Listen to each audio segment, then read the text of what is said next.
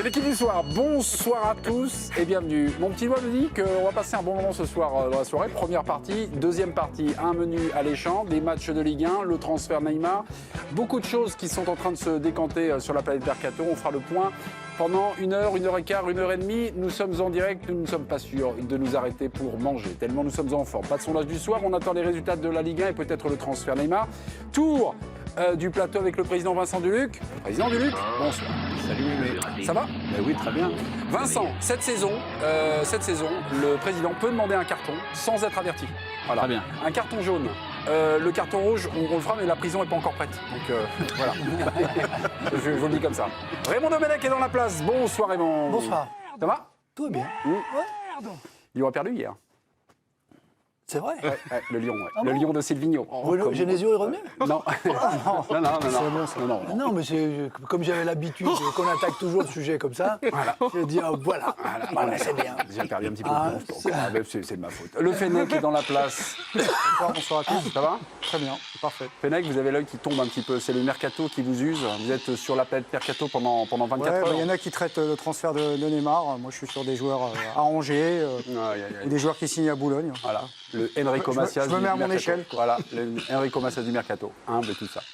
Il est tellement sympa. Attention, une star est présente ce soir. Il danse avec les stars. C'est le Yo, c'est le Rio, c'est le Yohan Rio. Coucou. Bonsoir. Alors officiellement, c'est bon, là vous faites l'émission sur la grande chaîne à côté de chez nous, TF1. Ouais. Avec un grand plaisir. Ouais. On peut le dire maintenant. Oui, ça y est, c'est fait. Ouais, on peut le dire. C'est signé, hein, à pleine période de mercato. Question sur le compte Twitter de l'équipe du soir, question de C. Jérôme, et tu danses avec qui alors dans Danse avec les stars? Je ne sais pas encore. Mais si, vous savez. Elle est extraordinaire cette chanson. Clara Morgan. Et tu danses avec. Clara Morgan, vous allez danser avec qui? Non, mais elle sera une des participantes aussi. Oui, Prévu de t'éliminer à quel tour? Les chroniqueurs sont fous de la jalousie. Regardez, Dave Apadou aurait aimé faire partie de ce programme Danse avec les stars. Et Danse alors, avec les stars ou Clara Morgan, au choix. oui, bah d'accord, on a compris. Hein, t'as bafouillé quand on a évoqué Clara Morgan. Non, pas du tout.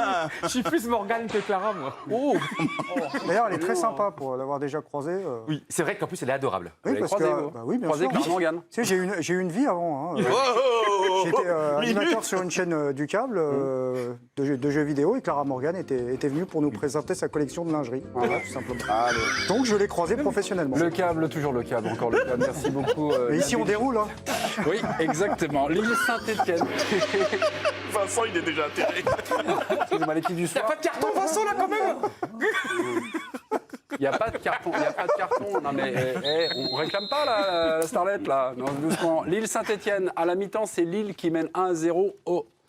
Je vais Osimhen, voilà. Osimhen, Victor Osimhen, Victor Osimhen, 37e minute, reprend victorieusement un centre de Bradaric. Alors, Lille mène au score. Est-ce que c'est logique? Oui, sur ce qu'on a vu, ouais, c'est à peu près. D'ailleurs, ils ont marqué, les autres n'ont pas marqué, donc c'est tout à fait logique. D'accord. Mais il n'y a pas eu beaucoup d'occasions, il y a eu beaucoup de déchets, des imprécisions. C'est-à-dire, c'est un match qui, pour le moment. C'est brouillon, vous trouvez?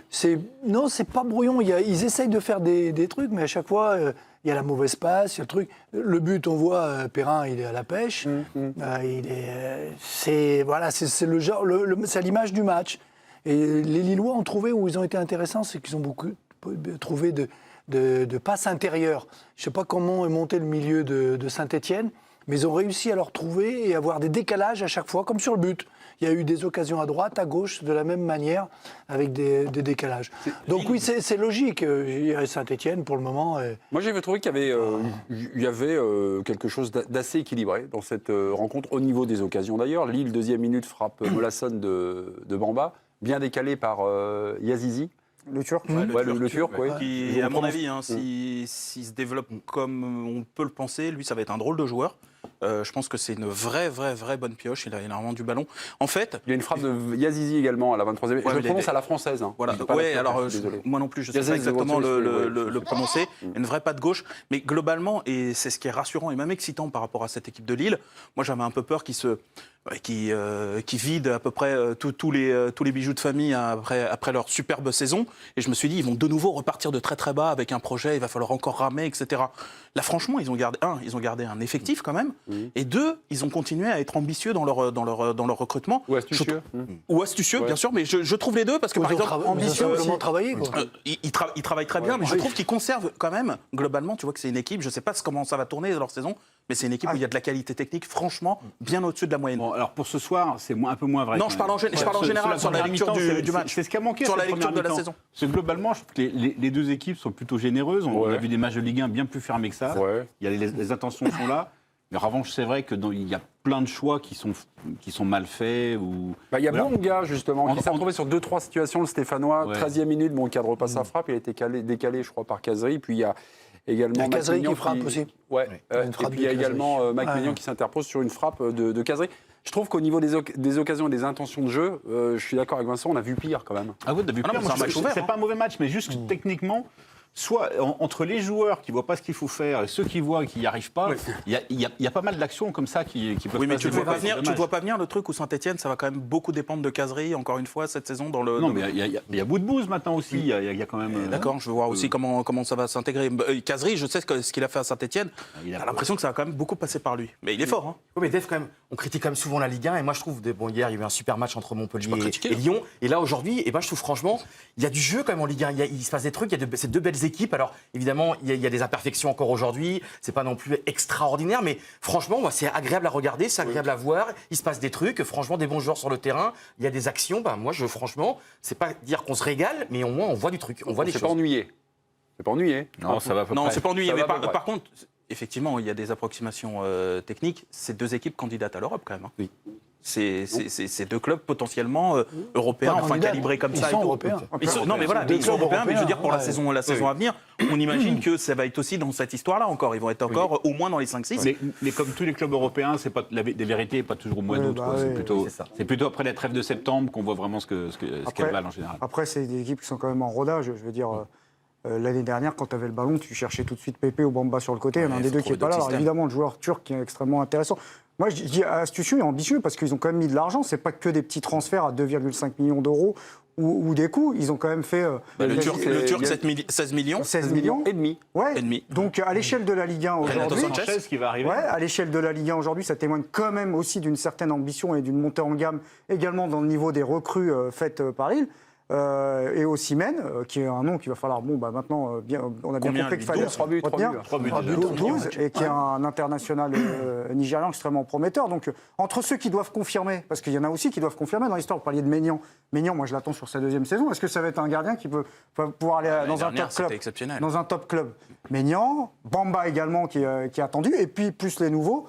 C'est encore Il connaît, tout ça. un beau challenge pour Galtier. Ok mes petits, bon, on fera un point sur ce match dès que le coup de sifflet final aura retenti aux alentours, donc de 22h, j'ai fumé la moquette, de 20h50. Le Mercato Express. Ah oui, il va durer. Le Mercato Express à présent, le point sur l'actualité Mercato en 3 minutes chrono. On va débuter par quelque chose que je viens d'apprendre il y a une demi-heure. La Nation annonce l'arrivée demain à Paris de Keylor Navas. Et ça, c'est une grosse info. Très bonne quoi. nouvelle. Le destin d'Alphonse Areola vient-il de basculer? Ah bah oui, Oui, clairement. si c'est Si tu fais corroboré. venir Navas, encore une fois, j'ai rien contre Areola, mais Navas, c'est énorme avec le Real Madrid et Ligue c'est des énorme, Champions. on aura Areola, le une problème, question, c'est que non, mais Areola, il a eu sa chance quand même. Il n'a jamais prouvé, disons, qu'il était un top absolu. Navas, il l'a prouvé, il l'a Non, montré, mais il a Areola, remontré. il n'a jamais eu sa chance de numéro 1 sur une saison. Quand même. Mais il a quand même eu. Je dis pas que c'est un gardien pour le PSG, j'en sais rien, parce que personne ne le sait, personne ne l'a vu. Il n'a jamais fait une saison entière. Et t'as pas l'impression que les dirigeants du PSG ont un peu leur petite idée? Ah oui, c'est ça. bien sûr, ouais, bien voilà. sûr. Donc, bien sûr que elle est la mais- question. Moi, je sais pas mais si moi, Navas je- il est bien meilleur. Moi, J'ai l'impression que s'il vient, c'est pour être numéro 1. En même temps, comme les années passent, donc tu vois, Mais je suis le d'accord. PSG avait vu, et encore une fois, j'ai rien contre Areola, mais là, Navas, quand même, on peut féliciter Et, cette concrétise, et attention, c'est énorme, Navas. c'est un gardien motivé parce qu'en fait, ça fait plusieurs semaines que lui en parle dans le vestiaire en disant je vais aller à Paris. Pour lui, Ouais, mais la c'était net, c'était clair. Mais ça sent pas bon cette histoire quand même. Il va y avoir encore une cohabitation qui va être compliquée. Areola, c'est quand même un garçon qui a été prolongé avec un salaire stratosphérique. Pour le 700 000 sortir, euros par mois. pour le sortir bon courage. Et non, mais je veux dire, je parle au quotidien, là, je parle pas de. On repart sur un feuilleton de gardien. Bah, je trouve que pour l'ambiance, c'est pas terrible. Ou alors, il fallait faire évoluer la situation dès juillet. Ok, son destin vient de basculer, son destin sportif. Car Si ça se financier, fait. ça va. Merci Si pour ça la se fait, c'est encore pas sûr. C'est pas l'Anathéon, je suis un abonné à l'Anathéon. La Nation, c'est pas sport. L'Anathéon en ne fait. se trompe pas. C'est pas sport, c'est pas The Sun. PSG C'est le pas. fait venir, c'est pas pour laisser sur le banc, ou alors ce sera une T'as raison, t'as complètement. Ah ouais, on a dû lui promettre Raymond, des si choses. ça se fait pas, je rends mon abonnement. Info D'accord. l'équipe, info Bon, l'année Bilal dernière, Ghazi. il y avait Buffon, c'était bien. Et, voilà. Attention, ça va réveiller Johan. Info l'équipe, info Bilal Ghazi à Lyon, Anthony Lopez va prolonger de 3 ans jusqu'en 2024. Est-il payé comme les stars du club C'est ce qu'il voulait, je crois, avoir les salaires de Fekir, de Depay, 300 000 euros. Au maximum, il aura la moitié d'Areola. Au maximum. 350. 350. Voilà. 350. Ouais. Au maximum. Il aura. Non, mais après selon les années de contrat, la rémunération peut évoluer. Mais on va dire que c'était un peu la base de discussion, quoi. Ibrahima Bakayoko, on va juste changer. Non, Bakayoko, pardonnez-moi. Thiemoué Bakayoko. Ah oui, parce qu'Ibrahima, c'était à Marseille, à Non, Montpellier. Thiemoué Bakayoko serait tout proche de revenir du Milan, côté de Monaco. Monaco. Oui, Non, bah Monaco. oui, c'est dans les tuyaux depuis un moment. C'est un des soldats, un des hommes forts de Jardim l'année du titre. Et on sait que c'est dans ce secteur de jeu, notamment à la récupération et aussi pour donner un peu d'impact dans les transitions, que Monaco doit recruter. Il y a également Lemina qui reste dans les tuyaux et Franck Kessié, le joueur de Milan. Mais la piste préférentielle, c'est On Bakayoko. sait toujours pas ce qu'il Prêt faut. avec option d'achat, 35 millions d'euros. Mais il faut vraiment qu'il se bouge, Bakayoko, parce que même Chelsea, qui ne peut pas recruter et qui n'a plus de joueurs, on veut plus. Non, n'en veut plus. Non, mais bien sûr. Il y a Mais en fait, Kanté, non, mais, il y a ouais, mais- Jorginho, oui, mais c'est de savoir Bakayoko, est-ce qu'il a été bon ou est-ce qu'elle a été bon avec Fabinho. Et en fait, elle est là. Mais il a été bon à Milan, il n'a pas été mauvais en prêt. Ça a démarré difficilement avec Gattuso. Et ensuite, il y a eu Après, il a eu des bons passages. il y a un équilibre qui s'est installé. Il connaît la maison quand même. Je vous ai branché sur Thiemoué Bakayoko, une info d'Info Sport Plus. Luis Gustavo, priorité de Monaco. Donc ça veut dire c'est soit Oui, ça notre peut pas être Luis Non, mais Gustavo, soit Bakayoko. Je dis pas que Monaco n'y a pas pensé, mais je peux vous dire que Luis Gustavo, C'est la c'est Turquie. sûr à 100%, il est focus sur son C'est vrai. transfert à Fenerbahçe. Et les négociations sont encore en cours. Voilà. Mais Monaco y a pensé, mais je ne mettrai pas une pièce dessus. Ce qui veut pas dire que- Montpellier, Lyon, hier à Montpellier, Lyon a subi son premier revers de la saison, défaite 1-0. Nous allons revoir le but inscrit par Montpellier sur un corner de Mollet. Un duel perdu par Andersen, une relance dans l'axe de Youssouf Koné et un but d'Arnaud Souquet qui Bon est joueur. magnifique. À l'équipe du soir, nous n'avons pas la mémoire courte. Nous suivons jour au jour le club de Lyon. Lundi, conférence de presse, Bertrand Traoré déclarait ceci en conférence de presse sur la suite de sa saison. Il avait émis un souhait. On a montré ces 2 dernières années qu'on était capable de titiller le PSG sur un match. Et maintenant, il va falloir aller les titiller sur toute la saison. Je pense qu'on a les armes pour. On va travailler pour essayer de les mettre la pression jusqu'à la fin de la saison. Je pense qu'on a les armes donc pour titiller Ouais. Paris sur toute la saison. Faut-il déjà enterrer le souhait de Bertrand Traoré? Non. Non? Pourquoi Alors, Allez-y. Il y J'ai avait j'ai pas un pu duel, commenter le match, on a commenté le match ensemble hier. J'étais évidemment extrêmement déçu par le match de Lyon. Manque d'agressivité, manque de grinta, manque de rébellion à 1-0. Même après l'expulsion de Koné, je trouve qu'il n'y a pas eu grand-chose. Mais je maintiens, Lyon doit absolument viser le titre, doit se battre avec le Paris Saint-Germain. Je ne me dis pas quand même, Montpellier a pu être champion sous l'ère Qatari, Monaco a pu être champion sous l'ère Qatari, les joueurs lyonnais, mais tu as vu les joueurs lyonnais, les noms quand même, il y a des joueurs, il y a des noms, il y a des grands noms, il y a de l'inspiration, il y a des super joueurs. Et je pense que cette baffe reçue hier, pour moi, c'est une bonne chose. Parce qu'ils vont enfin comprendre qu'il y a un moment donné, il faut mouiller le maillot. Moi, il y a Des un moment baffes, donné- ils en ont pris tout Non, le mais- temps l'année Oui, dernière. mais, oui. Non, mais c'est le vent fin, en fait. Ouais, C'est le vent fin, Johan, qui passe Qui difficilement. passe pas. C'est-à-dire- Parce que ça fait juste depuis tout le temps, en fait. Ça fait juste depuis tout le temps qu'ils prennent des Pas- baffes et pas que tout le temps. faut apprendre. Depuis Oui, mais- les 3-4 dernières années. Oui, mais c'est ça, Il y a c'est un ça. temps où il ne le faisait pas. Oui, non. Ouais. Mais donc, C'est eux qui les donnaient, les baffes. Ouais, mais là, il y a un en fait- contexte quand même, Vincent. Je crois que toi-même, tout est positif cette année. Faut pas autour se de leurrer, Lyon. Johan. Il y a un- Non, mais- il est super. Faut Faut pas se leurrer, ils vont Non, faire mais un hier, meilleur hier, dauphin. ils m'ont écœuré, hein. Ils vont faire... Non, mais c'est pas une question d'être écœuré, je veux dire, il y a de la qualité. Ils vont faire un meilleur dauphin. Mais moi, très sincèrement, j'étais parti pour penser qu'ils allaient faire Dortmund avec le Bayern et qu'ils allaient sucer la roue, excusez-moi de cette expression empruntée au vélo, du Paris Saint-Germain. Il y a des interrogations sur le Paris Saint-Germain, on le sait, on verra quel Paris Saint-Germain on a. Aujourd'hui, il n'est pas compétitif. Mais clairement, Silvino, pas Silvino, il y a des gars, moi, j'arrive pas à imaginer une seule seconde. Lesquels? Depay et Traoré, tu me l'expliques dans tous les sens, c'est l'histoire de leur carrière. Je veux dire, tu peux les recadrer. C'est pas tout à fait mais, les mêmes quand même. Non, mais je veux dire, j'en prends deux. C'est Je il y en ne a un qui crois est à droite pas. et l'autre qui est à gauche. Je ne crois pas.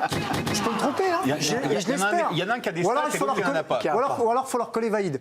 mais sur 6 mois. Mais je n'arrive pas à les imaginer réguliers et constants. Parce que t'as pas. Non, mais attendez, Silvinho, moi je sais pas encore sa qualité de coach, etc. Mais tu dis, il faut leur coller valide. Silvinho, ça n'a pas l'air d'être un marrant. Moi, je pense quand même que le discours et le rapport, de toute façon, ne va pas être le même qu'avec Genesio. Je ne sais pas si ça sera mieux ou moins bien. Je ne comprends pas pourquoi tu dis ça, Dave. Qu'est-ce qu'on en sait, sincèrement? Moi, écoute, je pense que c'était beaucoup plus difficile l'année dernière de coacher Nabil Fekir, par exemple, qui est plus là. Oui. Je pense que c'était une difficulté, ça, pour Genesio. Je pense que ça a été une difficulté pour lui de coacher parfois Tanguy Ndombele qui t'explique normalement, je n'aime pas courir. Je te parle pas de ça, je te parle de Depay, Dave. Ce qu'on voit de Depay moi je te parle de l'ensemble. Ce qu'on voit de Depay cette année, quelle est la différence, quel est l'impact du nouveau management sur Memphis Depay? Je me pose la question. Ouais, non, attends, là on en est à 3 journées. Par contre, Vincent, sur 3 journées, il a fait un match. Ouais, peut-être, mais par contre, Vincent, moi j'ai vu des replis contre Angers et Monaco que je voyais déjà moins l'année dernière. Pas Monaco. Depay à Monaco. Non, je parle de l'ensemble. Mais c'est quoi, c'est un débat de paille ou comment ça se passe là? Et alors Non, parce que moi je pense que l'ensemble de cette équipe est une équipe plus disciplinée. Après que t'es Depay et qu'il ne change pas, peut-être. Je veux dire, sur le côté, ce qu'on a écrit, quand même, ce qu'on a dit sur ce plateau, l'équipe de Lyon a débuté sa saison en ayant un peu plus de rigueur défensive. Tout ça, hier soir, a volé en éclats? Non, mais hier, le premier match, il gagne à Monaco. 3-0. Battu l'ambulance. Contre des morts vivants. Ils battent Angers. Il y a eu des concours de circonstances. Ça réussit, tout marche. C'est bien la première difficulté. Ils se retrouvent comme l'année dernière. On revoit Traoré comme l'année dernière. On revoit Depay comme l'année dernière. Depay, vous avez sélectionné juste quelques images comme ça. Moi, c'est le symbole de Depay. Il prend le ballon. Il fait semblant. Je serais latéral. Je comprends que le latéral, il monte jamais sur le côté. Il fait crochet, il refait crochet. Il y a un mur, il frappe dedans. Il continue à frapper dedans. Il reste dans le registre qu'on voit. Lui, il essaye, il frappe. Il joue, il frappe des actions comme ça. Il en a eu 3 ou 4 où il est rentré comme ça et il joue, il frappe. C'est bien, mais je veux dire, Lyon, le jeu collectif de Lyon, il est mort. Le jeu collectif offensif, là, il n'y avait plus rien dans ce match de Montpellier. Mais depuis le début de l'année, c'est comme ça. Depuis le début de la saison, ils jouent sur les coups. Lyon fait plus de choses qu'avant sans le ballon, mais un peu moins qu'avant avec le ballon. Parce qu'ils ont perdu avec le ballon, c'est quand même très foot. terne. Et sur un match d'hier, ce qu'on voit clairement, c'est que les latéraux n'ont pas le droit de monter. Et du coup, en fait, le système encourage le 1 contre 1, l'initiative individuelle. Le résultat, Dembélé ne touche pas un ballon. Il n'en vaut pas un. Au bout d'une heure, il est invisible, il a pas reçu un ballon. Et même contre Angers, quand il marque, il touche son premier ballon. Bien sûr. Potable à 35e minute. Parce qu'il a la consigne de ne pas dézonner. Dans un match, il a la consigne de fixer la défense. ton avançante, il touche son premier ballon à la 35e. Pardon, mais dans ce système-là où finalement donc, les latéraux ne peuvent pas monter, il n'y a pas forcément d'alternance au niveau des attaques, est-ce qu'il y a aussi un point de radiographie à faire sur l'évaluation du milieu de terrain? C'est un milieu de terrain peut-être qu'on a peut-être un peu surcoté. Touzard, ils ont le droit de rater un match. Et puis, à Montpellier, il y en a d'autres qui tombent à Montpellier. Et le grand PSG, il n'a pas toujours rigolé à Montpellier. Et à donc, 10. tu as le droit de te planter aussi. Non, mais ce qui est inquiétant, encore une fois, c'est que depuis la préparation, et même dans les premiers matchs, avec le ballon, ça ronronne, il ne se passe rien. Quand Lyon a le ballon, il ne se passe rien. En fait, toutes les séquences intéressantes et les larges victoires à Monaco et à Angers, c'est soit des erreurs de gardien, ça peut arriver, ou de la récupération, haute sur des phases de pressing qui, oui, étaient intéressantes. Pardon, mais Vincent, ce qu'on a vu de mieux de Silvinho, c'est les phases de pressing. Pardon, ça, oui. Vincent, et le reste... je me souviens des débats de l'an dernier sur ces montagnes russes de Lyon. Oui. C'était un Lyon qui était quand même extrêmement horripilant parce que c'est même pas d'un match à l'autre, mais d'une mi-temps à l'autre. Il pouvait sortir du match, il pourrait revenir dans le match, puis ressortir. Là, j'ai l'impression quand même... qu'on en est loin. Là, j'ai l'impression qu'on tire des parallèles entre la saison dernière vous pensez que ça n'a rien à voir, mais bon. Non, je ne sais pas, mais il me semble quand même... C'est comme une rentrée d'éclat. Il me semble quand même que je vois des choses peut-être un peu différentes, un peu plus consistantes.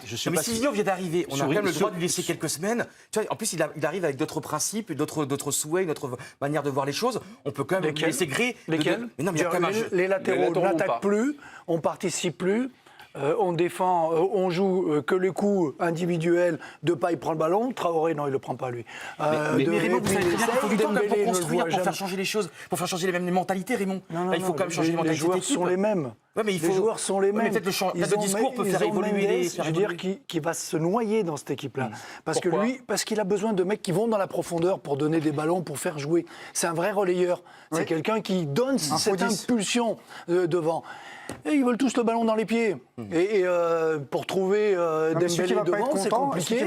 Mais tous les autres, ils viennent le demander là. Lui, il va être bloqué. Il n'aura pas la possibilité de jouer. On va avoir un zombie par rapport à ce qu'on a vu à Lille l'année dernière. Moi, je vais aller plus loin. Excusez-moi, est-ce que Silvino fait aussi, peut-être, la bonne synthèse, c'est que la charnière centrale de Lyon est extrêmement lente.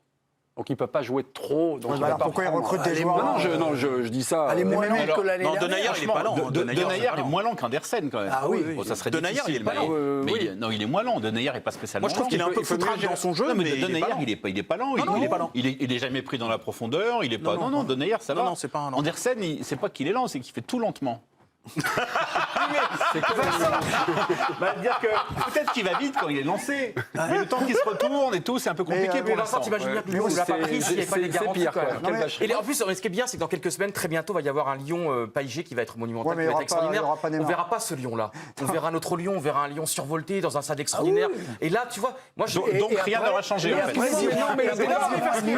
Ils iront à Nîmes, ils iront à Nantes et ils passeront. Le problème de Lyon, là, ces dernières saisons, c'était pas le rendez-vous avec le PSG qui était, à mon avis, celui qu'ils honoraient à chaque fois. Ils se sont jamais plantés au Parc OL. Ils les ont battus tous les ans. Et ils les ont battus, voilà, au moins 3 fois sur 4. La clé, quand même, dont on parle pas, c'est dans l'ordinateur. La jeunesse reste constante. Ils prennent parfois un an de plus. Mais enfin, ça reste une équipe très jeune. C'est une équipe très jeune. Il faut espérer. Combien de joueurs de champ ont plus de 25 ans? Thiago Mendes. Combien de joueurs de champ? Thiago Mendes.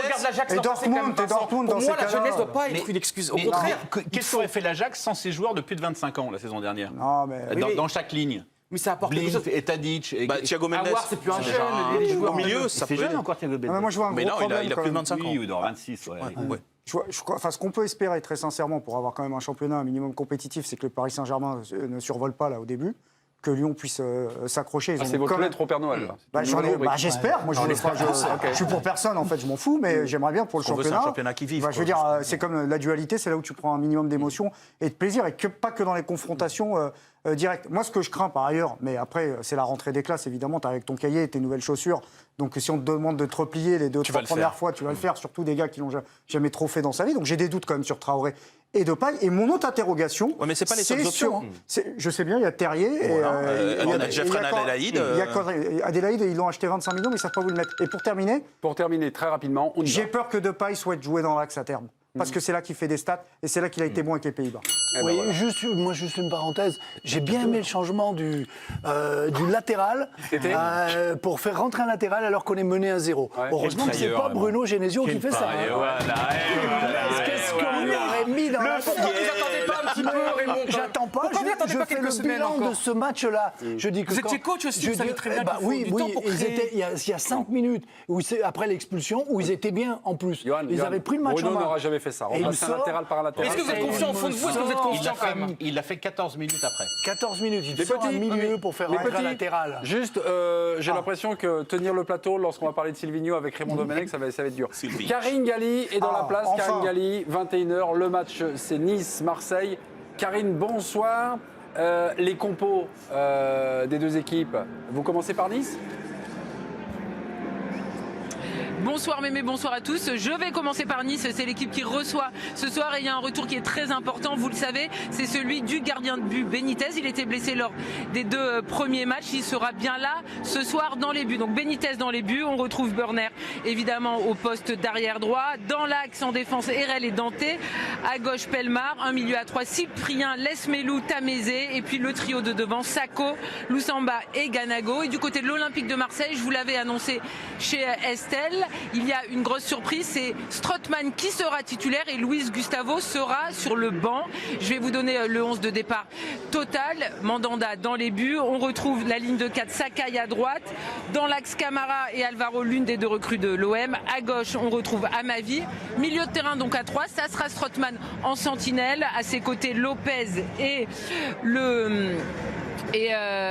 Maxime Lopez et et Morgan Sanson, excusez-moi. Et enfin, le trio d'attaque, Sarr qui sera dans le couloir droit, Benedetto en pointe et à gauche, Payet. Donc voilà pour les compositions d'équipe. Et 2 informations importantes, mon cher Olivier. Les futurs recrues de l'OGC Nice, Dolberg et Claude Maurice seront au stade de ce soir. Demain, il y a un conseil de surveillance à 9h à l'OGC Nice parce qu'il y aura le changement de propriétaire et les nouveaux postes qui seront décidés. Ce soir, on attend évidemment Radcliffe et on attend également Jean-Pierre River et Julien Fournier qui devraient revenir aux affaires. Ok, très bien. L'éternel retour du tandem River-Fournier. Strootman donc, Strootman titulaire, Luis Gustavo remplaçant. Luis Gustavo en partance pour Fenerbahçe. Enfin, en tout cas, c'est une déduction, pas une information. Dans quelques minutes, un petit joueur brésilien qui s'appelle Neymar qui pourrait partir de Paris. Si vous voulez quelque chose, on en parle dans quelques secondes. Neymar Junior.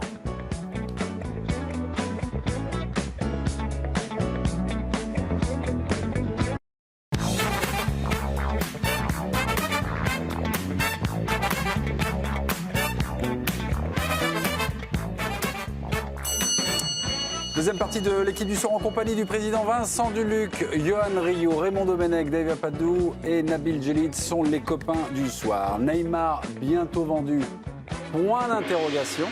Info l'équipe, José Barroso nous révèle que le départ de Neymar se dessine. Le deal est le suivant, un peu plus de 130 millions, Rakitic en transfert définitif et Ousmane Dembélé prêté une saison. José Barroso précise que Thomas Tuchel, l'entraîneur du Paris Saint-Germain, a validé ce montage. La vente de Neymar est-elle pour vous inéluctable ? À cette question, 2 chroniqueurs ne sont pas d'accord. Jingle, il y a une star parmi les 2 listes. Moi, ça me gêne, mais franchement, j'avais dit profil bas là, cette saison. Moi, Non, il y a une cohérence. Vous avez répondu non, et puis là, non, c'est non aussi. Vous n'êtes pas la star, non. Je veux pas être traité comme une star.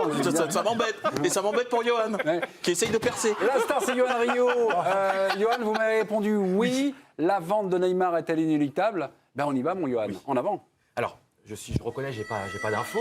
Je pense depuis le début, non mais je suis honnête, j'ai pas le clan Neymar, mais j'estime depuis le début, ça me paraît inéluctable, puisque le joueur, une star absolue comme Neymar, veut partir. Il l'a montré 100 000 fois, il le montre, il le démontre, son entourage aussi, il y a des déclarations, il y a la manière de se comporter, il veut partir. Comment, là c'est même au-delà de ce qui se passe depuis quelques heures, il veut partir depuis le début. Et là en plus, je comprends pas ce qu'ils disent, le PSG ne veut pas le vendre, il n'est pas à vendre, mais évidemment qu'il est à vendre depuis quasiment le premier jour, enfin depuis le premier jour, depuis 2-3 mois, le PSG discute avec Barcelone et pas seulement, donc je vois pas comment le joueur veut partir, le PSG veut s'en séparer, donc maintenant il faut trouver le bon prix. Merci Johan, non pour Dave Apadou. Si la question avait été est-ce probable, on peut éventuellement se rejoindre là-dessus, c'est évidemment une forte possibilité vu les infos qui sortent. Là, c'est inéluctable, tu as un PEL, peut-être mets tout dessus, parce que si pour toi, il n'y a aucune autre possibilité, on parle d'un transfert où il y a plusieurs parties, donc les 2 clubs, visiblement, qui pourraient s'entendre. Neymar qui veut partir, ça très bien.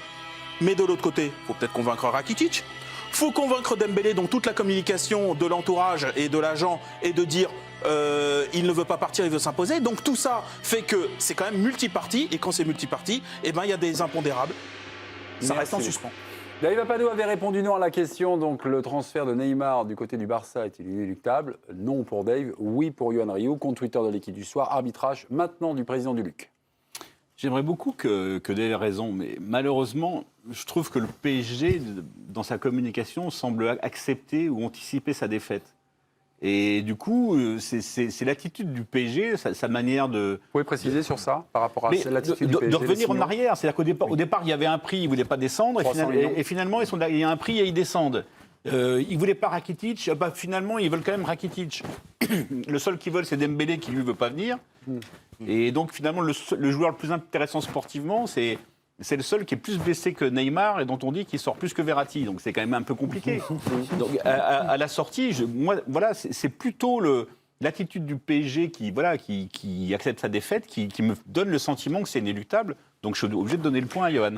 C'est vrai que sur les dernières 24 heures ou 48 heures, on a l'impression que Neymar veut partir, ça c'est acté. Mais on a l'impression que Paris maintenant commence vraiment à ouvrir la porte. C'est votre sentiment, Raymond, ou pas du tout ? Ah non, pas du tout. Moi je pense que justement, ils sont en train de noyer le poisson, en train de il le noie bien, complètement, de dire oui, de dire non, une fois oui pour ça, on met un joueur, vous me mettez un tel. Ça ressemble plus à comment ça. Ils savent que Dembélé ne veut pas venir du tout. Et ils le mettent quand même dans les conditions. Ça veut dire que l'autre au Barça, il va dire moi je veux pas venir. Dembélé, le transfert c'est 100 millions. Ils vont dire au Barça, on ne peut pas avoir Dembélé, il va falloir que vous nous mettiez un peu plus d'argent à la place. On veut bien, Dembélé ne veut pas venir. Mettez-nous un peu plus d'argent. Moi, je dis, avant le 2 septembre, on va en parler tous les jours. Parce que mais si le PSG négocie bien et que Neymar veut vraiment partir, il va mettre la pression au Barça. Et si le Barça, ils le veulent vraiment, ils vont payer.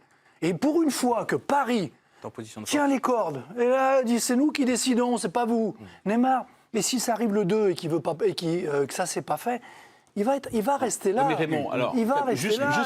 Juste pour lui, il a la trouille. Je pense sur Dembélé, l'argument Dembélé. Je pense qu'il a la trouille de rester. L'argument sur Paris qui tient les ficelles. Ah oui. Si ce soir, on annonce, il y a un accord a été trouvé sur cette base même.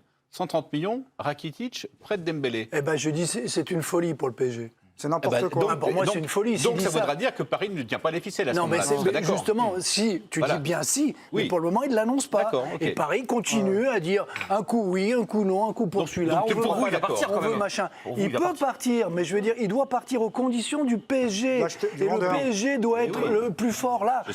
Et montrer réellement. Oui, pour moi, le PSG n'a pas la main. Il veut être un grand club européen. Il faut l'être aussi dans le débat et dans les négociations. Et là, il faut prendre le risque de garder Neymar en se disant mon petit, on t'a payé 220 et si on les récupère pas, tu vas rester là. Totalement. Excusez-moi, mais on a beaucoup parlé de Dembélé. Nous, et souvent les gens se disent, on est quand même surpris que le Paris Saint-Germain insiste pour Ousmane Dembélé. Qui a dit on est surpris quand même de voir que Dembélé ils le veulent alors qu'en plus son agent Moussa Sissoko passe depuis le début de la journée le temps à dire que non, il reste. C'est Tuchel qui le veut apparemment. Comment ?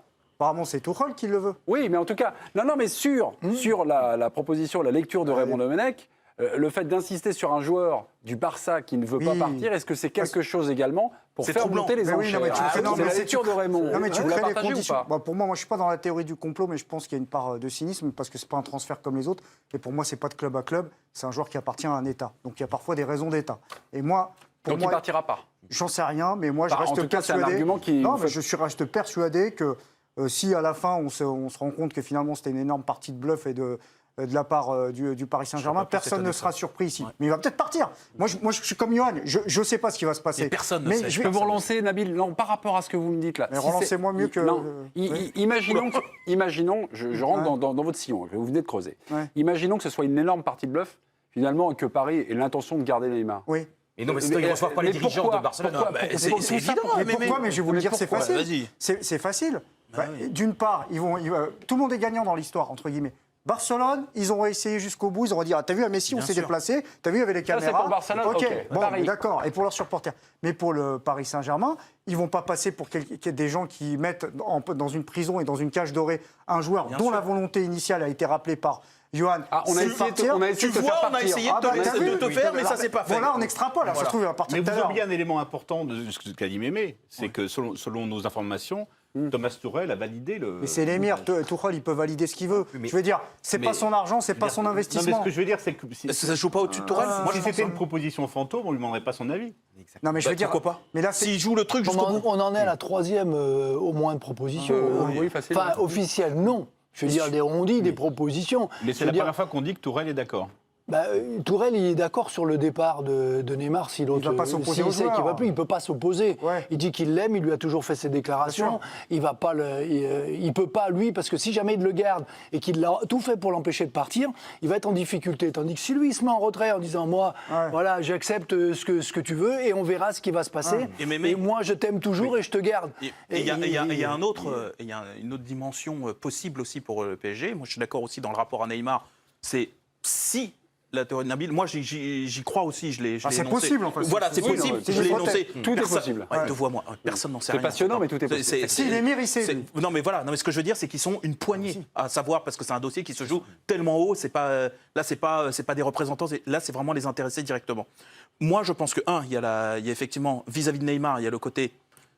On a essayé de te faire partir, tu vois, on ne te retient pas contre ton gré, mais on n'a pas pu, les autres ne se sont pas alignés. Le deuxième point, toute la communication qu'ils ont faite en début d'été sur...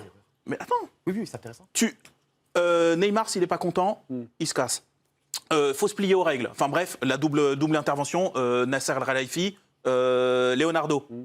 Mais ça veut dire quoi? C'est qu'en fait, ils ont, eux, sur un cas qui peut-être ils ne comptaient pas laisser filer, mais ils se sont déchaînés en disant, Excusez-moi. vis-à-vis de leurs supporters, vis-à-vis comment dire, de la représentation de l'institution qui sera affaiblie, regardez, on a montré les muscles et on voulait vraiment s'en débarrasser. Personne n'en a voulu, donc on est obligé de le garder. Dave, j'ai une toute autre interprétation de l'interview qu'a donné Nasser Al-Khelaifi dans France Football. J'avais plus l'impression que c'était pour restaurer sa propre autorité, pour faire acte de présence, que pour finalement donner une nouvelle règle et un nouveau. Non, parce que sinon Leonardo doublonne pas derrière.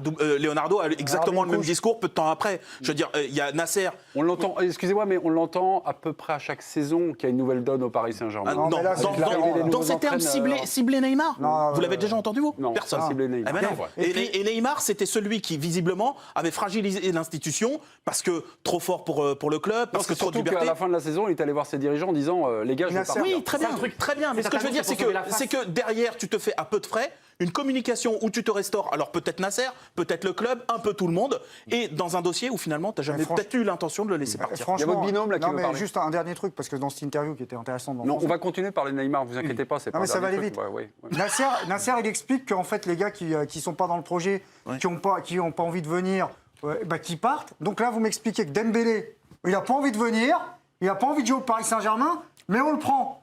Donc, je veux dire, c'est antinomique par rapport à ce qui a été énoncé par ça Nasser. Ça rentre pas dans le cadre énoncé. Et puis, pour terminer, la propale, là. 130 Rakitic. Et puis, tu relances la carrière de Dembélé, puis quand tu l'as relancé, tu me l'envoies. S'ils acceptent ça, c'est pas le PSG, c'est le pigeon Saint-Germain. Parce que, franchement, entre Rakitic, qui est en fin de carrière, entre Dembélé, qui se blesse peut-être autant que Neymar, et en plus, attends, c'est extraordinaire quand même.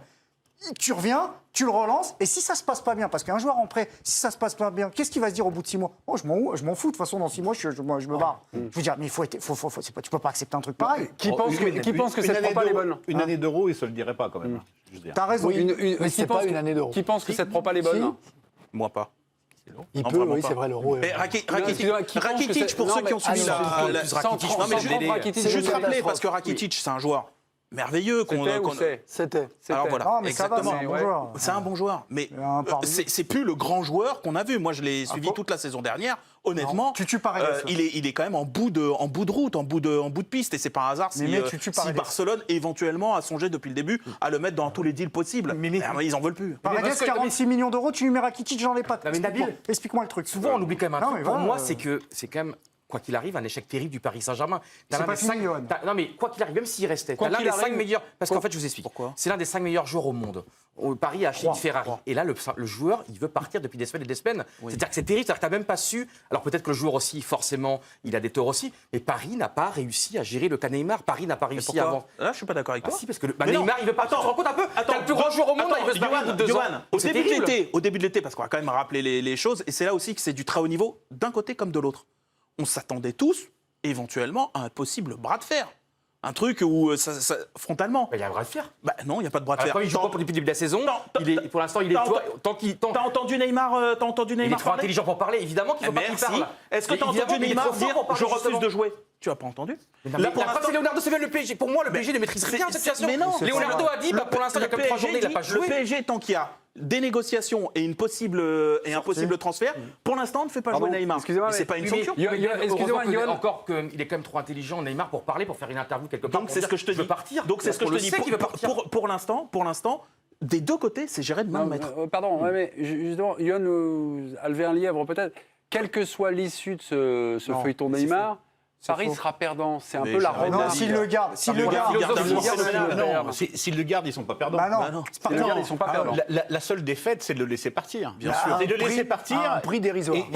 Et de provoquer forcément. Et de provoquer le bilan. Et le bilan, ça sera. Fiasco. Neymar est resté 2 ans à Paris. C'est le plus grand transfert de l'histoire du championnat de France et de l'histoire du PSG. Et du football. 2 ans football. après, il n'en reste rien. Exactement. C'est pas voilà. C'est ça la défaite du PSG. S'il le vend de 220 ou 250, non, mais ça va. On l'a eu pendant 2 ans. Il n'en restera pas grand-chose, ça n'a pas mais marché, ils mais au sortiront moins, ils ont récupéré quelque chose. Ils sortent grandis. Non, ça sera une défaite quand même. S'il s'en va, ça sera une défaite. Non, ça ne sera pas une défaite. Si Neymar s'en va, ça sera une défaite pour un club qui n'aura pas été capable de garder un des meilleurs joueurs du monde, quelle que soit la raison. Sauf que c'est un joueur La défaite, elle sera en fonction de ce qu'il va faire derrière. Est-ce que derrière, au Barça, il aura le même rendement, le même niveau, Il va tout tuer et que le cette Barça saison. sera au niveau des meilleurs Mais enfin, Européens? Mais Ça sera lié mais à ça quand aussi. un club, pour pas perdre la face, espère que le joueur qui s'en aille ne flambe pas ailleurs, c'est quand même... Non, si tu le vends à nouveau 220, je veux dire, Ça n'arrivera pas, parce que de toute façon, au niveau comptable, tu as l'amortissement. Donc tu gagnes de Mais l'argent. s'ils le gardent jamais de Au la vie, ils niveau sont concernant, perdants. tu gagnes de l'argent. S'ils le gardent S'ils le gardent jamais de la vie, ils sont perdants. Bien sûr. Parce que moi, alors peut-être que je me trompe, mais j'imagine pas que Neymar va de nouveau se blesser en février. J'y crois pas. Évidemment qu'il sera magnifique et qu'il sera très bon. Bah, merci. Mais tu sais que Neymar magnifique, c'est pas toi ou moi magnifique. C'est potentiellement. Enfin, attends, il va danser, lui. Non, mais peut-être qu'il danse mieux que toi. Non, mais ce que je veux dire, c'est que potentiellement, c'est un type qui, s'il est présent jusqu'au bout, te redimensionne une équipe et t'en fais un vainqueur potentiel de. Quand il a joué avec le PSG, il a été merveilleux. Sauf qu'il y a eu ces deux blessures avant les deux grands Voilà, mais exactement. Donc si tu gardes un joueur de ce niveau-là, jamais t'es perdant. Et lui, il peut pas torpiller Moi sa j'adore carrière. Neymar, parce je que- voudrais bien qu'il reste, mais là la situation, t'as bien vu, il y a des dirigeants du PSG, du Barcelone qui sont venus à Paris hier. Oui, Ils bah, sont oui, depuis bah, deux oui. mois. Johan, on est bien d'accord, vous n'avez pas une dent contre Neymar. Bah, bien au Non, contraire, il je y a pas de l'adore. problème, c'était assez clair. Mais c'est terrible de voir que c'est quand même. Non, mais là- t'imagines, on est à deux doigts de perdre ce joueur comme c'est terrible. J'ai vu passer un tweet tout à l'heure. Un tweet. On revient sur la validation de Thomas Tuchel. C'est pistache. Mais Tuchel, il Le est déjà surnom lui-même en pistache. sursis. Tuchel veut Dembélé, c'est bien le seul. Et puis en plus, dans 3 mois, il est Non, mais peut-être plus là. Tuchel, il est déjà lui-même en sursis. Non, mais je veux dire, il a le droit d'avoir un avis technique. Je veux dire, c'est l'entraîneur du Paris Saint-Germain, évidemment, mais il y a Leonardo qui est arrivé, quand même une strate intermédiaire importante. Et c'est un Qui arrivera directeur aujourd'hui dans sportif. 4 mois. Parce que lui, il va décider de l'entraîneur et des joueurs. Donc que Tuchel, qui est bien connu, l'ami Dembélé, se dise effectivement qu'ils sont intéressants sportivement pour le Paris Saint-Germain, c'est difficile pour lui de dire le contraire. Ou alors Nabil, parce que quand vous parlez tous de complot, du coup, moi je suis Je suis pas dans le complot. Du coup, je suis influencé. Je me dis, c'est peut-être Leonardo qui fait savoir que Tourelle est d'accord. Voilà. Et comme ça, le jour où. Bon, Non, mais attends, mais. Là, on a commencé par du mercato. moi- C'est une. mais moi, je suis sidéré. Non, mais une partie de c'est credo. je suis sidéré de savoir on est qu'ils veulent avec le prêter, l'entraîneur. quoi. Il peut très bien discuter. Il dit qu'est-ce que tu penses de c'est un bon joueur. Dembélé? Il dit moi je l'aime bien, c'est un bon joueur. Voilà, bon, acté. Ouais. Et après il dit il le veut absolument. D'accord. Mais pour moi, je reviens. Pour faire capoter Mais le vous mettez transfert. pas, bien sûr. C'est parce que c'est pas possible qu'ils le prennent. Je veux dire, Raymond, en plus, et il est puis encore Mémé, blessé là Raymond, ce qui est pendant important de dire, mois. Raymond, vous apportez un peu d'eau à mon moulin, vous m'avez convaincu, mon cher Raymond. Parce qu'en plus, Dembélé, il est blessé actuellement, il a Oui. encore 1 mois, 4 semaines d'indisponibilité. Donc imaginez que Et il a des blessures l'accord récurrentes soit depuis fait. 2 ans. Il n'est pas là pour renforcer l'équipe en Coupe d'Europe. Bah, voilà. Ça sert à rien. Et si Neymar, le problème. 3 matchs. Si Neymar. Si on prend une recrue qui est déjà blessée. Non, mais c'est même si pas- Neymar, le problème, c'était, ou les doutes, c'est sur ses blessures, que dire de Dembélé, qui pour l'instant, depuis 2 ans, moi je vais même pas sur le terrain de l'hygiène de vie ou de quoi, j'en sais rien. Il faudra quand même recruter un grand cuistot.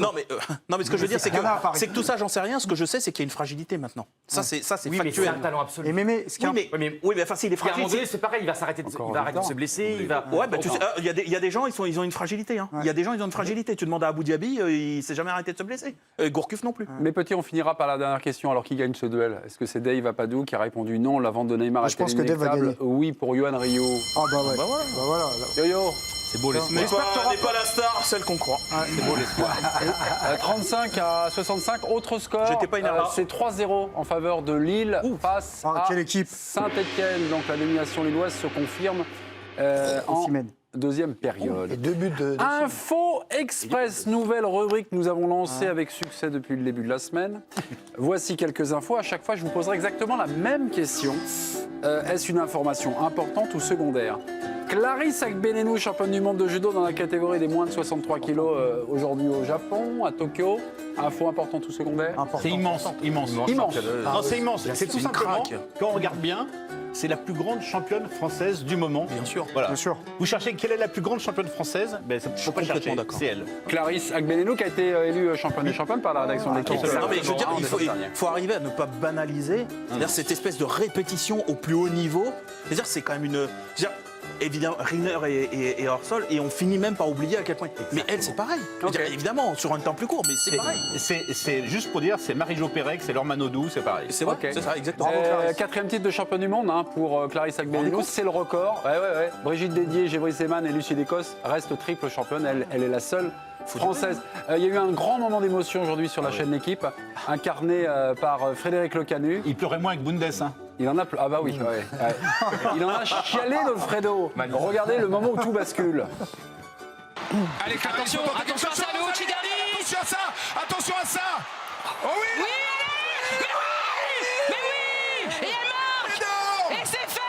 Magnifique. Elle est championne du monde. C'est Quatrième incroyable. titre pour C'est Clarisse incroyable. Agbenienou. Clarisse Agbenienou, mais plutôt l'artiste Agbenienou. L'artiste Agbenienou qui remporte au bout du suspense un 4e titre mondial malgré le regard des Tachiro qui avait mis une stratégie incroyable pour aller au bout de la française en bloquant son bras systématiquement. Et Clarisse Agbenienou, incroyable. Regardez, 4 fois championne du monde, c'est énorme. Elle marque l'histoire de notre judo avec cette 4e médaille mondiale, mais aussi par son talent, par son courage. L'artiste Agbenienou, exceptionnel dans une finale incroyable d'anthologie, mesdames, messieurs. On vit des moments incroyables, on aime le judo pour ces moments-là. Merci Clarisse, merci Clarisse, merci Clarisse, mesdames. C'est un moment d'anthologie à mes côtés, 2 triples championnes du monde, Brigitte Dédier et Gévry Zeman. On a vécu un moment, mesdames, extraordinaire. C'est extraordinaire, merci madame Agbenienou. C'est fabuleux, merci à toi, merci l'artiste Agbenienou.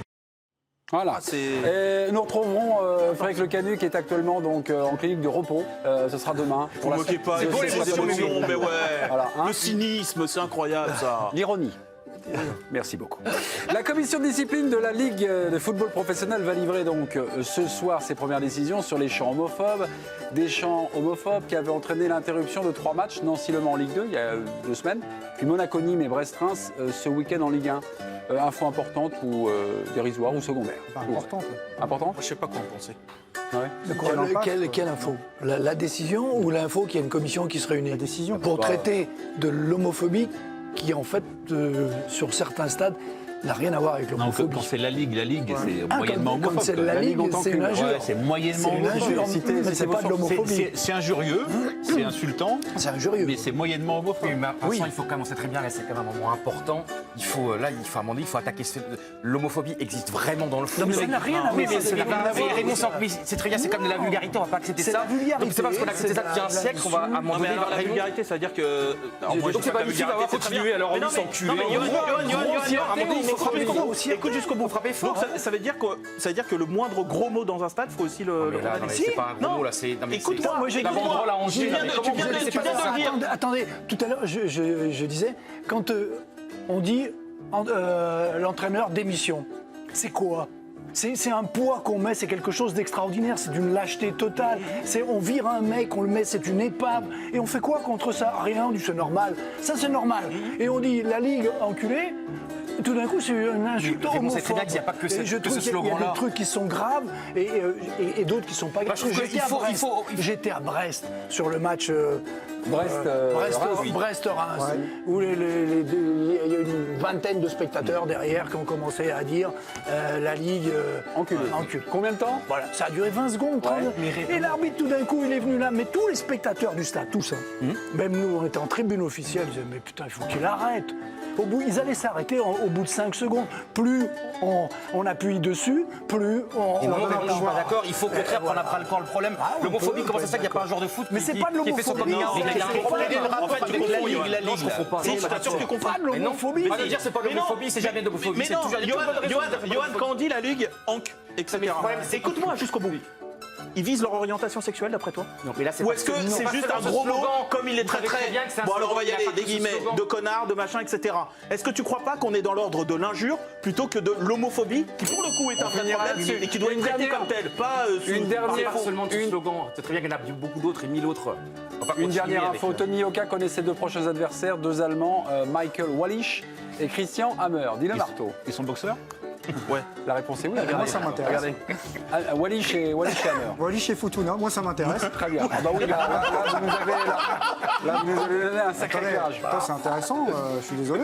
Pourquoi c'est intéressant? Moi, je vais vous le dire directement, parce que moi, j'ai envie de savoir s'il est capable de se hisser au niveau des meilleurs, en sachant qu'il y a une redistribution un peu des cartes chez les poids lourds. Mais Wallisch et Hammer, ça vaut quoi? Mais attendez, il n'a pas boxé pendant un an. C'est le combat. Mais moi, j'ai une interrogation sur Yoka. C'est-à-dire que je ne sais pas si c'est un gars qui va être avec les meilleurs ou pas. Donc je vais le suivre. Okay. Donc, et je me dis que là, dans son évolution, il passe un palier. Donc je suis curieux de voir. Ah, ok. Nice-OM ce soir à 21h, pardonnez-moi, au terme de cette 3e journée de Ligue 1. Nous allons retrouver Karine Galli à l'Alliance Riviera en compagnie du Niçois Christophe Ferrel. Petite discussion juste après, quelques questions sur cette rencontre importante pour les 2 clubs. avec Christophe Herrel, le défenseur de l'OGC Nice et le premier buteur de cette saison. C'était ici même à l'Allianz Riviera. Christophe, est-ce qu'on peut dire qu'on est un petit peu surpris quand on voit que Nice finalement a gagné ses 2 premiers matchs alors que l'été a été quand même assez mouvementé? Surpris, non. Nous, on a travaillé pendant toute la préparation justement pour arriver à ça. Après, c'est sûr qu'on a eu une préparation difficile, mais justement, ça nous a servi. Et aujourd'hui, voilà, on a pris des leçons et on a bien travaillé. Il y a eu un gros changement, il y a un nouveau propriétaire, il y a des ambitions, c'est que Nice joue les Coupes d'Europe régulièrement. Est-ce que vous pensez que ça va changer le regard des adversaires? Est-ce que vous allez devenir un des clubs qu'il faudra battre chaque semaine? Des clubs qu'il faudra battre chaque semaine, je sais pas, mais ouais, après, c'est sûr qu'on change de dimension. Après, on sait qu'il y aura des recrues qui vont arriver et on espère qu'ils seront là pour nous aider jusqu'à la fin et on continuera à se battre jusqu'à la fin. Christophe, vous êtes en pleine confiance, on le rappelle, 2 matchs de victoire et en face, c'est l'exact inverse. Vous avez un adversaire qui est en plein doute, qui n'a pas marqué de but encore. Comment on aborde ce genre de match? Parce que c'est quand même un derby et c'est quand même Marseille. Ouais, c'est sûr, c'est un derby, après il faut le gagner. Mais nous, voilà, on s'est bien préparé, on a eu une semaine pour justement bien préparer ce match et aujourd'hui, je pense qu'on est prêt. Ce sera à nous de démontrer sur le terrain. Merci beaucoup Christophe, très bon match, merci. Bon, croyez-vous ce soir au réveil de l'Olympique de Marseille, mes petits? Oui, totalement. Ah oui. Non pas grâce au recrutement incroyable. Non pas grâce à ce que propose l'Olympique de Marseille. Au réveil ou à l'éveil? Oui, en fait. Parce qu'ils dorment là depuis le début quand même. Hein. En fait, c'est par défaut, je vous le dis très sincèrement. Moi, je crains le pire pour l'OM cette année. Je ne comprends pas. Là, parce que vous avez vu la compo de Nice, alors même s'ils ont fait des belles choses en début de saison, il leur manque une moitié d'équipe. Prenez Nice aujourd'hui. Prenez-les dans 2-3 semaines ou un mois, je vous annonce que l'adversité, elle est d'un tout autre niveau. Je suis désolé. Je veux dire, il y a un moment, si le 11 de l'OM, même si on a toutes les réserves qu'on a exprimées ensemble, ne sont pas capables de temps en temps quand même de sortir ou de gagner un match, excusez-moi, qu'on arrête tout de suite. Excusez-moi, Nabil, vous êtes en train de me dire, plutôt de répondre à la question, est-ce que c'est bon le moment de jouer Nice? Oui. Moi, j'ajoute quand même que l'OM, quand je regarde le 11, alors, on ne parle pas des performances. Sur les performances, s'ils sont là, c'est qu'évidemment, le compte n'y est pas. Mais quand je regarde les joueurs, qu'on m'explique que cette équipe, à l'échelle de la Ligue 1, c'est une équipe qui n'est pas capable de jouer une des 4-5 premières places. Moi, je te l'explique. Sur les 2 premiers matchs, ils vont jouer les 5 dernières places sur les 2 derniers matchs. À ce moment-là, à chaque fois, on fait la politique de l'instant. Il ne faut pas que Mandanda se blesse. Non, mais ils vont jouer les 5 dernières places. Mais à ce moment-là, on fait la politique de l'instant. Mais tu les as vus leurs 2 premiers matchs? Mais bien sûr, je les ai vus. Attends, ils jouent en marchant, ils se font des passes. Je sais bien. Mais malgré tout, mais malgré tout, si on te montre cette équipe, si tu n'as pas vu les 2 matchs, on te montre cette équipe et cette compo, tu te dis, oh, c'est une équipe qui va jouer le maintien, franchement. Moi, je regarde les 2 équipes ce soir et je me dis qu'il y a une des 2 équipes qui a un bon milieu de terrain et que c'est pas l'OM. Alors, remontez la compo. Et je te dis que Cyprien, Lesmelou et Tamez, t'as raison parce que Cyprien, c'est supérieur au fantôme de Strootman, à Sanson et à Maxime Lopez. Cyprien retrouve des cannes. Sanson, c'est du même niveau. Sanson, je pense que dans sa tête, il est pas bien. On voulait le vendre, on l'a pas vendu. Maxime Lopez, pour l'instant, et puis Strootman, qui en interview cet été annonce que son club veut le vendre et qu'on ne vend pas et qui reste alors qu'il est... Vu son salaire, il est invendable. Mais bien sûr. Non, mais je le sais, mais tu sais, ils ont un directeur sportif. Aussi. Tu sais, des fois, il y a des bons directeurs sportifs qui sont capables de faire des... Ils sont des magiciens. Tu as des magiciens et tu en as qui le sont moins. Et quand tu as un bon directeur sportif... La différence entre la magie et l'illusion. C'est pas c'est un sorcier qu'il faut. Quand tu es un magicien, tu parles avec qui il faut. Et quand tu parles avec qui il faut, quand tu as les bons intermédiaires, et tu arrives à le sortir d'une manière ou d'une autre. On parle d'Andoni Zubizarreta, le gentil fantôme pour Nabil. Arriver à vendre Strootman, là, c'est pas un magicien. Pas vendre, prêter, se décharger de son salaire. C'est un magnétiseur. Tu sais, il y a des clubs, personne qui veut prendre un mode. Mais même la moitié de son salaire, qui va payer la moitié du salaire? 250 000 euros, ce serait la moitié de son salaire. Non, mais dans le football, tu as déjà vu des absurdités. Comme Vincent. Non, mais c'est des absurdités. Non, mais Vincent, comme je pense que Strootman, évidemment, ça va pas du tout depuis qu'il est à l'OM, mais c'est quand même un très bon joueur dans l'absolu. Il peut se relancer encore, il a pas 50 ans. Il peut se relancer. C'est comme un genre de caractère, un joueur qui a montré. Il sera mieux déjà tout seul. Moi, avec Gustavo, c'était bizarre. C'était les mêmes. Ça marchait pas. C'est pas un 6. C'est un 8. Sa carrière, il l'a fait en tant que 8. Donc, il va pas très vite en plus. Après, il peut distribuer normalement. Il a une qualité technique. Non, mais c'est ça, on ne peut pas passer d'un extrême à l'autre de nuit. Dave, votre premier propos m'a intéressé. L'OM va réussir son championnat. C'est après que ça partira en Non, parce que j'ai entendu beaucoup de choses à l'intersaison en disant qu'il faut quand même peut-être mettre une pièce sur l'OM. Il y avait... Qui a dit ça? J'ai entendu des gens qui me disaient ça. J'ai les noms, je ne vais pas les donner. Tu mets 1 euro, pas plus. L'OM va réussir son championnat car, et vous l'avez répété, les joueurs sont de qualité à l'OM, vu le niveau de la Ligue 1. Vu le niveau de la Ligue 1. Et j'ai entendu également que les joueurs sont revanchards par rapport à la saison dernière, que l'OM est sans Coupe d'Europe cette saison, et donc aura un match par semaine à disputer. La fraîcheur, la théorie de la revanche, et puis une qualité... Alors ça, c'est parce voilà. qu'en plus, ils ont un effectif, c'est vrai, qui est short. Mais moi, j'ai l'impression que rien n'a changé au regard des 2 matchs entre Pour l'instant, la on saison verra dernière. Pas rien, Mandanda n'est pas le même. Non, c'est ça compte quand Il a même. perdu du poids. Non, mais il est. Puis même, il est performant. Il est performant. Il est performant, c'est pas juste une silhouette qu'il a retrouvée, c'est lié. Mais il est performant, il les sauve à Nantes, effectivement, et je pense qu'il leur évite quelques cagades. Ça compte, il a retrouvé le brassard, je pense que peut-être aussi son rayonnement sera pas tout à fait le même, on peut imaginer que ça peut être contagieux. J'ai envie de croire que le mercato n'est pas complètement fini et que peut-être l'illusionniste va peut-être devenir magicien, on ne sait jamais. Ils sont sur Rongier, ils rongent son Mais frein, malgré tout, quand je compare les 11 types, et il y a aussi un élément dans les 2 premiers matchs pour l'instant, il n'y avait pas Thauvin.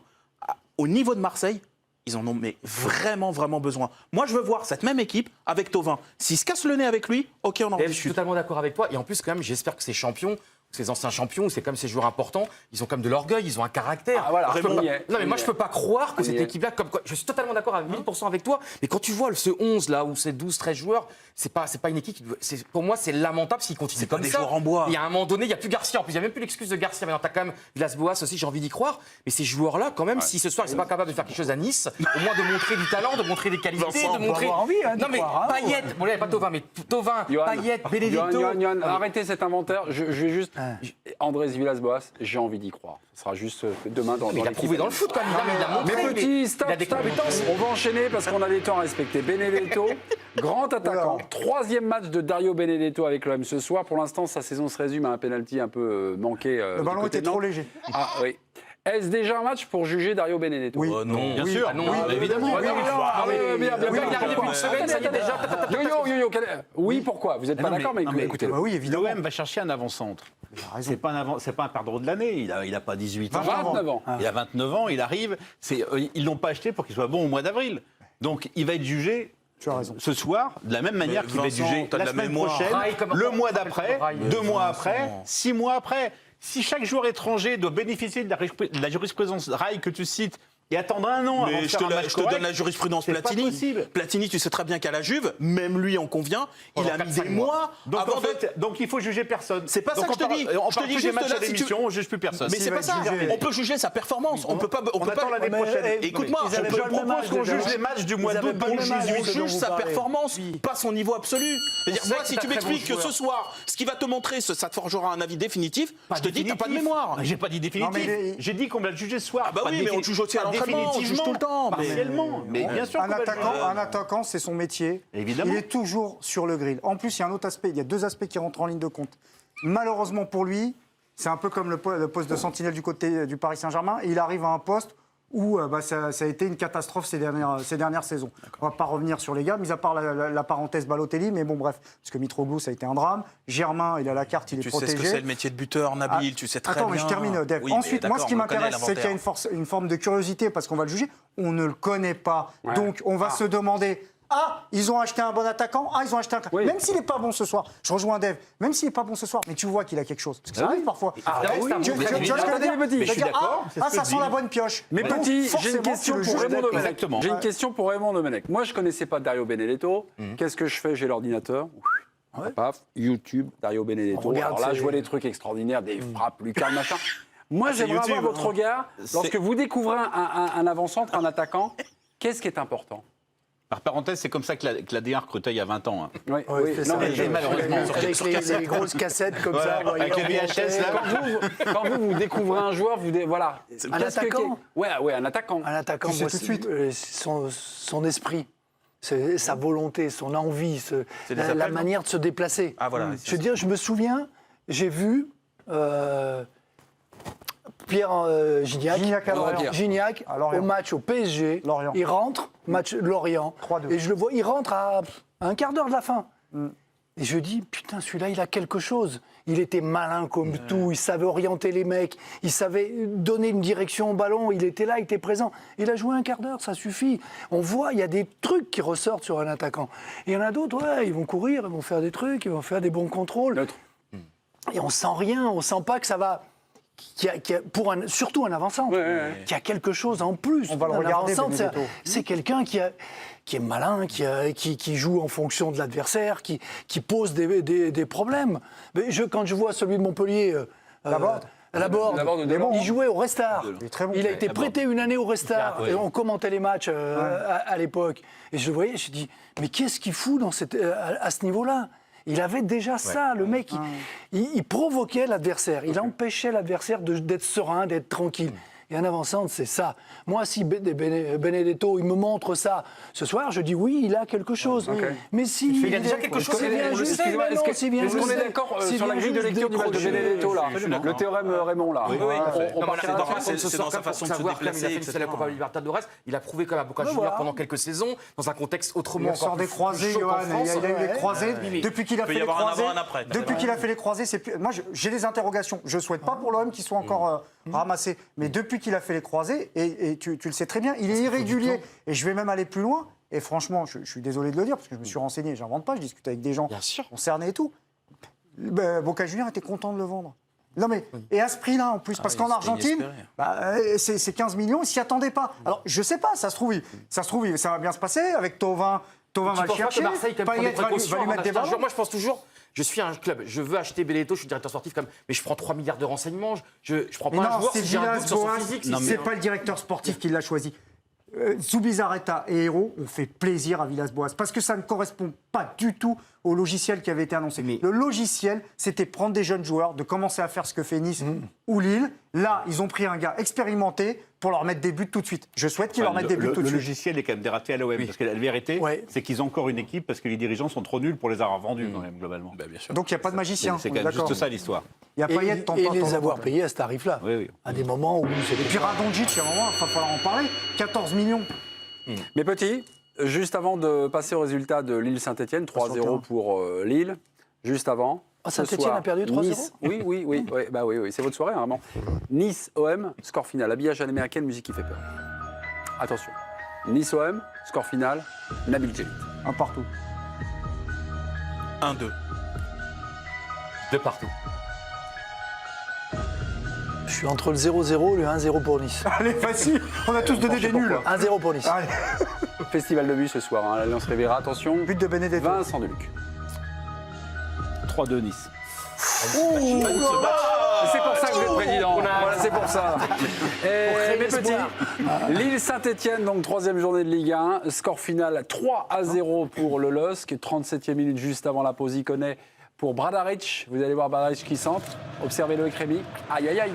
Non, Loïc Perrin, vous voulez dire. Loïc Perrin. J'ai dit qui Loïc Rémy. Oui, Rémy, il était sorti à la 14e minute. Bamba glisse pour Debuchy, mais ça fait penalty pour Olivier Étoile. Et regarde le 3e. minute. Centre de Selic, Ozième, inscrit son 2e doublé en Ligue 1. C'est pratiquement le même but que le premier, c'est extraordinaire. Pivot pied gauche, pivot pied droit. Et décrochage, il est là, il y a le centre, il décroche juste au bon moment. Et sur la touche de balle, il se trompe pas. Il ne se trompe pas dans le Les contrôle. petits Lille au classement 4e, l'AS Saint-Etienne bascule dans la 2e partie du classement, 13e. Pierre Niguet était au match, était au stade Pierre-Mauroy. Qu'est-ce que vous retenez de cette rencontre, mon cher Pierrot ?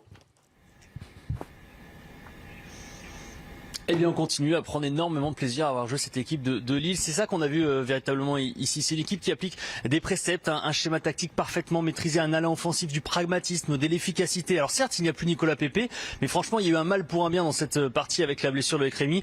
Et Victor Osimhen qui est rentré, voilà, c'est un déménageur. Il a été assez extraordinaire. Alors on va attendre de voir confirmation sur la durée, mais cette équipe lilloise joue particulièrement très bien. J'ai regardé la relance, la qualité des relances rapides de Mike Maignan, par exemple, qui continue à accélérer le jeu de cette équipe lilloise. Alors il y a eu match jusqu'à la mi-temps, puis en seconde période, le LOSC était plus fort clairement que de cette équipe de Saint-Etienne. Saint-Etienne doit encore intégrer des recrues, je pense notamment à Riyad Boudbouz qui a été transparent ce soir, à Rouleau aussi au milieu de terrain, alors que du côté lillois, on voyait que les recrues étaient déjà là, avaient déjà pris le pli. Il y a véritablement une équipe lilloise à la sauce Galtier qui continue de fonctionner. En tout cas, clairement, le match qu'on a vu là, on avait l'impression de revivre la fin de saison de l'an passé, lorsque notamment le LOSC avait puni le Paris Saint-Germain ici à Lille.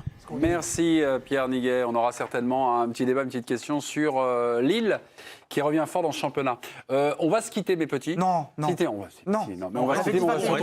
Comment ? On avait dit 21h. Oui, mais on avait dit, ouais, on avait dit. Non, on n'avait pas dit 21h. On se fait un quiz cette saison dans la première partie.